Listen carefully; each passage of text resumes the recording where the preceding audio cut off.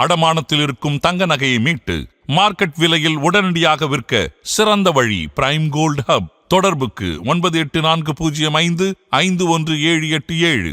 தங்கத்தை மட்டுமல்ல, உங்கள் தன்னம்பிக்கையையும் மீட்டுத் தருகிறோம்.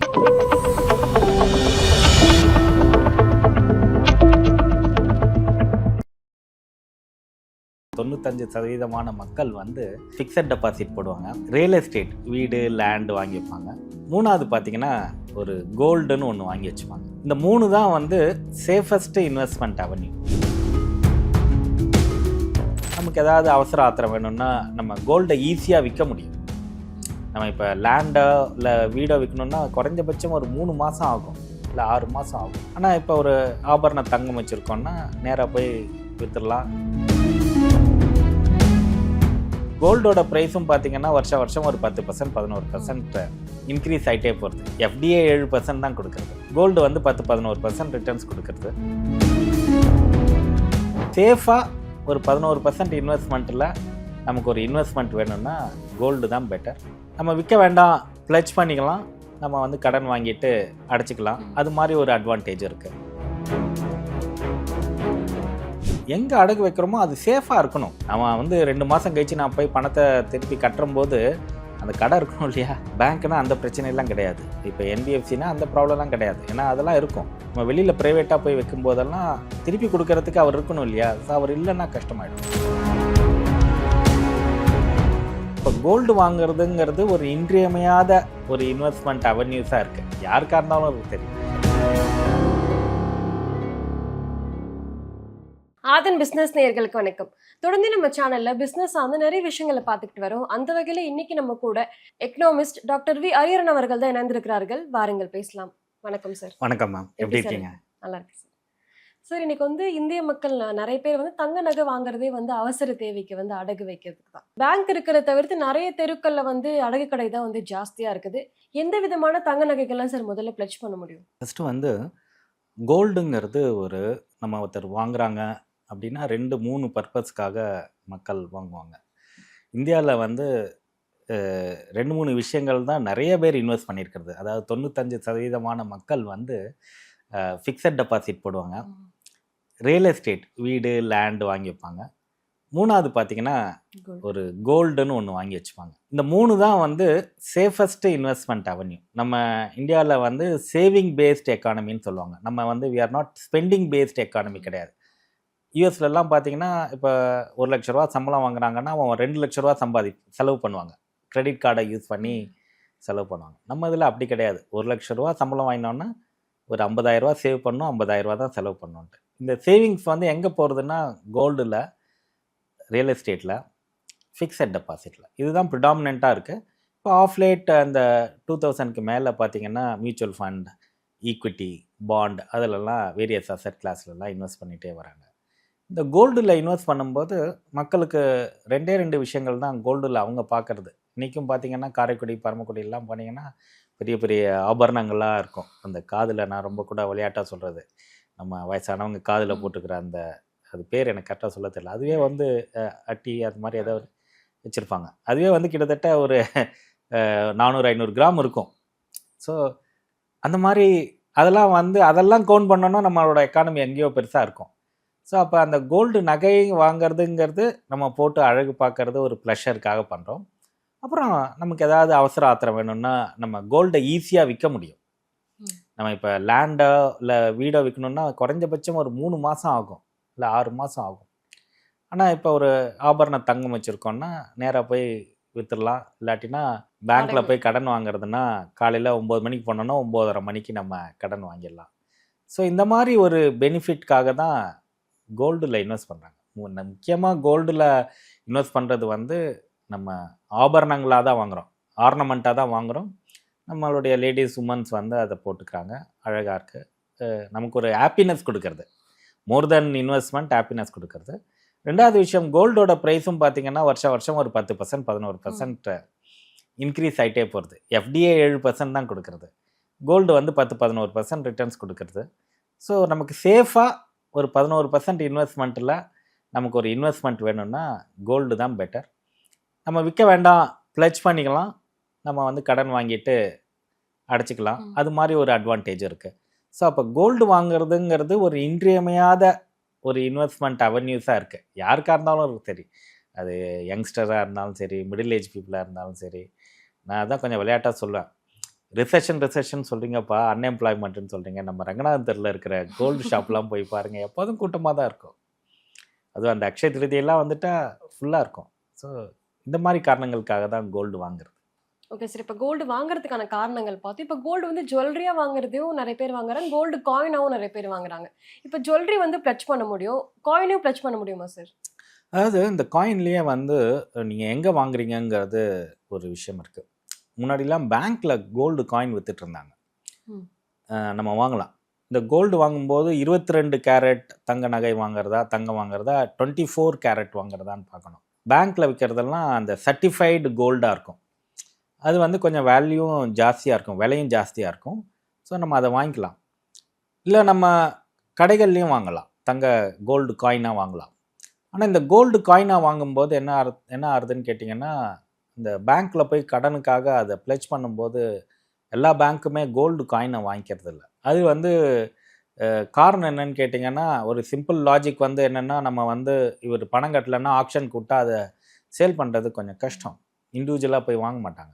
ஸோ அதனால் அந்த ஒரு ரீசன் இருக்குது. பட் அதர்வைஸ் வந்து நம்ம இன்வெஸ்ட்மெண்ட் அப்படின்னு பார்த்தா தான் கோல்டு காயினாக வாங்கி வச்சுக்கலாம். அதுவும் வந்து அந்த டிசைன்லாம் இல்லாமல் கோல்டு காயின் வாங்கினா ரேட்டு கொஞ்சம் இன்னும் கொஞ்சம் கூட நல்லா போகும். அந்த கோல்டு காயின் வாங்கும்போது மாத்திரம் நம்ம எதுக்காக வாங்குறோங்கிறத பார்த்துக்கணும். ஏன்னா அவசரத்துக்கு போய் ப்ளெட்ஜ் பண்ண முடியாது. பட் ப்ரைவேட்டாக நிறைய பான் ஷாப்ஸ்லாம் இருக்குது, அவங்க வாங்கிப்பாங்க. இப்போ வந்து கோல்டு பிளட்ஜ் பண்ணும்போது பார்த்தீங்கன்னா பேங்க்லேயும் பண்ணுறாங்க, பேங்க் லோன் வந்து வாங்குறாங்க. அது மட்டும் இல்லாமல் அடகு கடையில் போய் பண்ணுறாங்க. அதுவும் இல்லாமல் இப்போ என்ன பார்த்தீங்கன்னா ஃபினான்ஸ் கம்பெனி இப்போ வந்து உங்களுடைய நீங்கள் அடகு வச்ச தங்க நகை வந்து கொஞ்ச நேரத்திலே மார்க்கெட் விலைக்கோ எடுத்துக்கிறோம் அப்படின்னு சொல்கிறாங்க. இப்போ பேங்க்குக்கும் இந்த ஃபினான்ஸ் கம்பெனிக்கும் என்ன சார் வித்தியாசம்? ஏன் அதிகமாக இந்த ஃபினான்ஸ் கம்பெனி பிளட்ஜ் பண்ணுறாங்க? இல்லை, நம்ம மக்கள் வந்து 3 இடத்துக்கு போகிறாங்க. ஒன்று பேங்க்கு, இன்னொன்று வந்து நான் பேங்கிங் ஃபினான்ஸ் கம்பெனிஸ் இருக்குது, அந்த பேங்க் இல்லாத கம்பெனிஸ், அங்கே போவாங்க. 3வது வந்து நம்மளுடைய பான் ஷாப்னு சொல்லுவோம் இல்லையா, சின்ன சின்ன அந்த அடகு கடைகளுக்கு போயிட்டு ப்ளெட்ஜ் பண்ணுறாங்க. ஏன் பேங்க்குக்கு போகாமல் இங்கே போகிறதுக்கான காரணம் என்னன்னு கேட்டிங்கன்னா, உங்களுக்கு பர் கிராம் கோல்டுக்கு இன்றைக்கி வந்து 9,500 இருக்குன்னா, பேங்க்கில் போனால் ஒரு 70% தருவாங்க. அப்படின்னா 6,300 6,500 வரைக்கும் பர் கிராம் சில பேங்க்கில் தருவாங்க, சில பேங்க்கில் கொஞ்சம் ஜாஸ்தியாக தருவாங்க. ஆனால் இதே கம்பெனிஸ்க்கு போனோன்னா இன்னும் கொஞ்சம் கூட நிறைய தருவாங்க. ஒரு கிராமுக்கு வந்து 8,000 8,500 கூட தருவாங்க. அந்த அடகு கடைக்கு போனாங்கன்னா இன்னும் கொஞ்சம் கூட ஜாஸ்தியாக தருவாங்க. ஸோ நம்ம மக்களுக்கு என்னென்னா, பணத்தோட தேவை நிறையா இருக்குது, கொஞ்சமாக அடகு வச்சா போதும். நான் இப்போ வந்து 10 கிராம் எடுத்துகிட்டு போகிறேன்னா எனக்கு பேங்க்கில் போனால் 60,000 தான் கிடைக்கும் கடன். இதே கம்பெனிஸில் போனால் 70,000 கிடைக்கும், அடகு கடைக்கு போனால் 85,000 கிடைக்கும். ஸோ அப்போ நான் எங்கே போவேன்? எனக்கு எங்கே பணம் நிறையா கிடைக்கிறதோ அங்கே தான் போவேன். இன்ட்ரெஸ்ட் ரேட்டை பற்றி எனக்கு கவலை இல்லை. எனக்கு அர்ஜென்ட்டாக பணம் தேவை, ஒரு 80,000 பணம் தேவை, 10 கிராம் தான் கையில் இருக்குது, நான் பேங்க்குக்கு போவேன்னா இங்கே போவேனா, அதுதான் முக்கியம். அதே மாதிரி இன்னொன்று இருக்குது, பேங்க்குக்கு போனால் காலையில் 9:30 போகணும், 12:30 1 மணி 2 மணிக்கு பேங்க் சாத்திடுவாங்க. அதுக்கப்புறம் மறுநாளைக்கு போகணும், ஃபார்ம் ஃபில்அப் பண்ணணும், நிறைய விஷயங்கள் இருக்குது. இது வந்து பக்கத்தில் இருக்கிற அடகு கடைக்கு போகணுன்னா கொடுப்போம் அப்படின்ட்டு. பட் இன்ட்ரெஸ்ட் ரேட் ஜாஸ்தியாக இருக்கும். மக்களுக்கு அவங்கவுங்களுடைய கஷ்டங்கள், அதுக்கு தகுந்த மாதிரி எங்கே சுலபமாக கிடைக்குமோ அங்கே போகிறாங்க. அது வந்து கன்வீனியன்ஸ் தானே ஒழிய கன்வீனியன்ஸ் அவேர்னஸ். இந்த பேங்க்கில் போனாலும் இதே அளவுக்கு கிடைக்குங்கிற அந்த அவேர்னஸ் இல்லை. ஸோ அதனால் கன்வீனியன்ஸ்க்காக போகிறாங்க. Okay sir. இப்போ வந்து கோல்டு பிளட்ஜ் பண்ணுறாங்க இந்த ஃபினான்ஷியல் கம்பெனிலையோ இந்த அடகு கடையிலையோ பிளட்ஜ் பண்ணும்போது எந்த மாதிரி விஷயங்கள்லாம் கவனிக்க வேண்டியது இருக்குது சார்? எங்கே போய் நம்ம தங்கத்தை அடகு வச்சாலும் ஃபஸ்ட்டு வந்து நம்ம என்ன கிராம் எடுத்துன்னு போகிறோன்னு பார்க்கணும். நம்ம 15 கிராம் எடுத்துன்னு போகிறோன்னா 15 கிராமுக்கான விலை இருக்கா அப்படிங்கிறது தான் ஃபஸ்ட்டு பார்க்கணும். 2வது வந்து இன்ட்ரெஸ்ட் ரேட்டை டெஃபினட்டாக பார்க்கணும். நம்ம கோல்டுக்கு இன்ட்ரெஸ்ட் ரேட் 12% 13% பேங்க்கில் வருது அப்படின்னா, வெளியில் வந்து 18% 24%னா நம்மளால் கட்ட முடியுமா அப்படின்னு பார்க்கணும். நம்ம வந்து 1 or 2 days இருந்தால் கூட நம்ம எங்கே இன்ட்ரெஸ்ட் கம்மியாக இருக்கோ அங்கே தான் போய் பாரோ பண்ணணும். 3வது வந்து நம்ம எங்கே அடகு வைக்கிறோமோ அது சேஃபாக இருக்கணும். நம்ம வந்து 2 மாதம் கழிச்சு நான் போய் பணத்தை திருப்பி கட்டும்போது அந்த கடை இருக்கணும் இல்லையா? பேங்க்னா அந்த பிரச்சனையெல்லாம் கிடையாது. இப்போ என்பிஎஃப்சினா அந்த ப்ராப்ளம்லாம் கிடையாது. ஏன்னா அதெல்லாம் இருக்கும். நம்ம வெளியில் ப்ரைவேட்டாக போய் வைக்கும்போதெல்லாம் திருப்பி கொடுக்கறதுக்கு அவர் இருக்கணும் இல்லையா? ஸோ அவர் இல்லைன்னா கஷ்டமாயிடும். ஸோ க்ரெடியபிலிட்டி, அது வந்து எத்தனை வருஷம் இந்த பிஸ்னஸில் இருக்காங்க, நம்ம வந்து நம்மளால் கட்டக்கூடிய அளவுக்கு தான் இன்ட்ரெஸ்ட் ரேட் இருக்கா அப்படிங்கிறத பார்க்கணும். நம்ம இந்த லோன்லாம் ரொம்ப ஷார்ட் டேர்ம் லோன் தான், 11 மாதத்துக்கு தான் கொடுக்குறாங்க. அதுவும் ஒரு பிரச்சனை. இப்போ பேங்க்லாம் போனால் 11 மாதத்தில் நீங்கள் வந்து அதை ஃபுல்லாக பேமெண்ட் கட்டி லோனை க்ளோஸ் பண்ணணும். இப்போ வெளியில் ப்ரைவேட்டாக போனோன்னா அவர் இன்ட்ரெஸ்ட் மாத்திரம் வாங்கிட்டே இருப்பார், இவங்களும் இன்ட்ரெஸ்ட் கட்டிகிட்டே இருப்பாங்க. பாதி அடைச்சப்புறம் திருப்பி லோன் வாங்கிக்கலாம், அது ரோல் ஓவர் ஆகிட்டே இருக்கும். பட் பேங்க்லாம் போனால் கரெக்டாக எதுக்கு கட்டணும், 11 மாதத்தில் க்ளோஸ் பண்ணணும், இல்லைன்னா ஆக்ஷனுக்கு போயிடும். ஸோ இந்த மாதிரி பல பிரச்சனைகள் இருக்குது. ஸோ அதனால் என்ன பண்ணுறாங்க, ப்ரைவேட்டாக போகிறாங்க. நீங்கள் ப்ரைவேட்டாக போனாலும் சரி, பேங்க்கில் போனாலும் சரி, இல்லை ப்ரைவேட் லிமிடெட் கம்பெனிஸில் போனாலும் சரி, லோனை க்ளோஸ் பண்ணும்போது நம்ம வச்சா நகையை தான் திருப்பி வருதாங்கிறத பார்க்கணும்.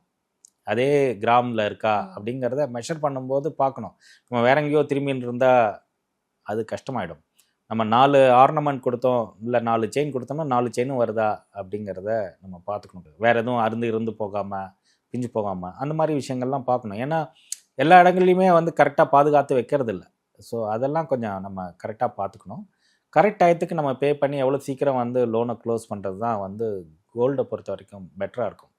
அதே மாதிரி நம்ம சிம்பாலிக்காக பார்த்தோன்னா, ஒருத்தர் வந்து கோல்டை ப்ளெட்ஜ் பண்ணி அவர் ஏதோ ஒரு தேவைக்கு பணம் வாங்குறாருன்னு சொன்னால் அவர் ரொம்ப எமர்ஜென்சியில் இருக்காருன்னு தான் அர்த்தம். ஏன்னா கடைசியில் தான் போயிட்டு நகையை அடகு வைப்பாங்க. ஸோ அந்த மாதிரி ஒரு சூழ்நிலைக்கு வராமல் நம்ம வந்து ப்ராப்பர் ஃபினான்ஷியல் பிளான் பண்ணிக்கணும். என்ன தேவை, என்ன செலவு பண்ணுறோம், அந்த மாதிரி பண்ணிட்டோன்னா ப்ராப்பராக இருக்கும். இன்னும் சில பேர் என்ன பண்ணுவாங்கன்னா, இது வந்து என்ன சொல்கிறது, இது ஒரு சரியான முறையே கிடையாது. கோல்டு அடகு வச்சு மொபைல் ஃபோன் வாங்குவாங்க.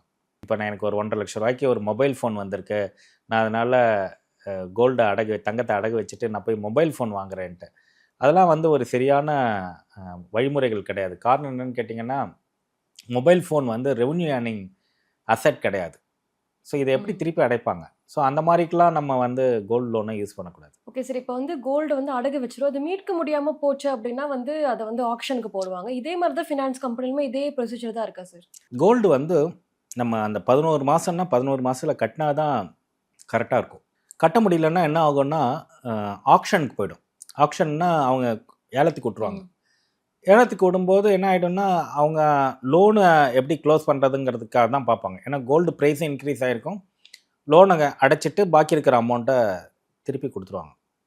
ஸோ இந்த மாதிரி ஆக்ஷனுக்குலாம் போயிடுச்சுன்னா நம்ம திருப்பி வாங்குறது கஷ்டம்.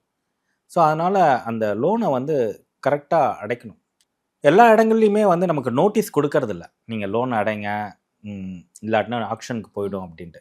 அவங்க ஒரு 2-3 தடவை கால் பண்ணி பார்ப்பாங்க, ஃபாலோ பண்ணி பார்ப்பாங்க. அப்படி இல்லைன்னா ஃபார்மலாக ஒரு லெட்டர் மாதிரி ஒன்று அனுப்பிச்சிட்டு, ஒரு வாட்ஸ்அப் அனுப்பிச்சிட்டு கோல்டை விற்றுருவாங்க. ஸோ அதனால் இந்த கோல்டை அடகு வைக்கும்போது அது கொஞ்சம் கேர்ஃபுல்லாக இருக்கணும். ஏன்னா இப்போ நம்ம வீடெல்லாம் மார்ட்கேஜ் பண்ணி நம்ம கடன் வாங்கும்போது என்னென்னா வந்து நோட்டீஸ் ஒட்டணும்னு இருக்குது, 60 டேஸ் டைம் கொடுக்கணும்னு இருக்குது. 60 டேஸ்க்கு அப்புறம் நம்ம ஏதோ கொஞ்சம் பணம் கட்டினா திருப்பி அவங்க வெயிட் பண்ணுவாங்க, அந்த மாதிரிலாம் இருக்குது. அதே மாதிரி தான் 2 வீலர் லோன்லேயும் கார் லோன்லேயும் நோட்டீஸ் அனுப்புவாங்க, திருப்பி வந்து பேசுவாங்க. அந்த மாதிரி விஷயங்கள்லாம் காரோ 2 வீலரோ நம்மள்ட்ட இருக்கும். கோல்டு லோனில் என்னென்னா நம்மளோட கோல்டு அவங்கள்ட்ட இருக்கும், அவங்க நம்மள்ட்ட கேட்கணுங்கிற அவசியமே கிடையாது. அதுதான் இந்த கோல்டு லோனில் இருக்கிற ஒரு பெரிய ரிஸ்க். நிறைய பேர் மறந்துடுவாங்க, அடைக்கிறதுக்கு மறந்துடுவாங்க, கையில் பணம் இருக்காது. ஸோ அதனால் என்ன ஆகும்னா ஆக்ஷனுக்கு போயிடும். அதே மாதிரி கோல்டை வந்து முன்னாடிலாம் இன்ட்ரெஸ்ட் மாத்திரம் கட்டிகிட்டு இருந்தால் போதும்னு இருக்குது. இப்போ ஃபுல் அமௌண்ட்டும் கட்டி கோல்டு லோனை க்ளோஸ் பண்ணிவிட்டு தான் திருப்பி நீங்கள் ப்ளெட்ஜ் பண்ண முடியும். ஸோ அதனால் கொஞ்சம் வந்து கவனமாக இருக்கணும் இந்த மாதிரி விஷயங்கள்லாம். இல்லாட்டினா என்ன ஆகும்னா கையில் இருக்கிற அந்த சிறிய அளவு முதலீடும் போயிடும். இதனால தான் எல்லாருமே அடகு கடையை நோக்கி போகிறது தான். அது வந்து கன்வீனியன்ஸ் தான். அவங்க சொல்லுவாங்க பாதி கணக்கு கட்டினா போதும், இல்லாட்டினா ஒவ்வொரு மாதமும் டிஃப்ரெண்ட் இன்ட்ரெஸ்ட் ரேட் கட்டினா போதும், இன்ட்ரெஸ்ட் கட்டினா போதும். இந்த மாதம் நான் 500 தான் சார் இருக்குன்னா 500 வாங்கிப்பாரு, அடுத்த மாதம் கட்டுவாங்க. இல்லை 10ஆம் தேதி கட்டுறதை 15ஆம் தேதி கட்டுவாங்க, இல்லை ஒரே மாதமே 4 தடவை கட்டுவாங்க. அவர் எல்லா ஃப்ளெக்சிபிலிட்டியும் அங்கே இருக்கும். இங்கே பேங்க்கில் அந்த ஃப்ளெக்சிபிலிட்டிலாம் கொஞ்சம் கம்மியாக இருக்கும். டயத்துக்கு போய் கட்டணும், இந்த அமௌண்ட் கட்டணும்னு ஒரு ரிக்குயர்மெண்ட் இருக்கும். 3 மாதம் கண்டினியூஸாக கட்டலைன்னா திருப்பி என்பிஏ ஆகிடும். ஸோ பல ப்ராப்ளம்ஸ் இருக்குது. ஓகே சார், இப்போ லோன் க்ளோஸ் பண்ணும்போது எந்த மாதிரி விஷயங்கள்லாம் கவனிக்க வேண்டியது இருக்குது சார்? லோன் க்ளோஸ் பண்ணும்போது ஃபஸ்ட்டு கம்ப்ளீட்டாக க்ளோஸ் ஆகிடுச்சான்னு பாருங்கள். ஏன்னா கம்ப்ளீட்டாக க்ளோஸ் பண்ணால் தான் இருக்கிற நகைகளை திருப்பி கொடுப்பாங்க. ஸோ அதனால் கடைசியில் இருக்கிற அமௌண்ட் வரைக்கும் பே பண்ணிவிட்டு அதை க்ளோஸ் பண்ணுங்கள். நம்ம கொடுத்த கோல்டு வந்து சரியான அளவில் திருப்பி வருதாங்கிறத பார்க்கணும். நம்ம வந்து 10 கிராம் கொடுத்துட்டு 9 கிராம் திருப்பி வாங்கி வர்றதில் பிரயோஜனம் கிடையாது. அதில் ஏதாவது டேமேஜ் கிமேஜ் இருந்ததுன்னா நீங்கள் அப்பயே இமீடியட்டாக ரிப்போர்ட் பண்ணணும். நீங்கள் வீட்டுக்கு எடுத்துகிட்டு வந்துட்டு 2 நாள் கழிச்சு போய் ரிப்போர்ட் பண்ணிங்கன்னா அது சரிப்பட்டு வராது. அக்ராஸ் த ஸ்பாட் கோல்டு கொடுக்கும்போது அவங்க எப்படி டெஸ்ட் பண்ணி வாங்குறாங்களோ அதே மாதிரி நீங்கள் திருப்பி வாங்கும்போது எல்லாம் கரெக்டாக இருக்கா, நம்ம கொடுத்த நகைகள் தானா அப்படிங்கிறத பார்த்துட்டு திருப்பி வாங்கணும். வாங்கிட்டு அதுக்கப்புறம் க்ளோஷர் லெட்டர்னு ஒன்று கொடுப்பாங்க. பேங்க்கு, ஃபினான்ஸ் கம்பெனிலலாம் பார்த்தீங்கன்னா இந்த லோன் வாங்கியிருக்கீங்க, இவ்வளோ பே பண்ணியிருக்கீங்க, இவ்வளோ க்ளோஷர் லெட்டர் கொடுத்துருக்கோங்கிறத அந்த லெட்டரை நீங்கள் வாங்கிக்கணும். வாங்கினா தான் உங்களுடைய லோன் க்ளோஸ் ஆகிடுச்சுன்னு அர்த்தம். ஓகே சார், கோல்ட் பெட்ஜிங் பற்றி நிறைய விஷயங்கள் சொன்னீங்க, ரொம்பவே நன்றி. Thank you ma'am.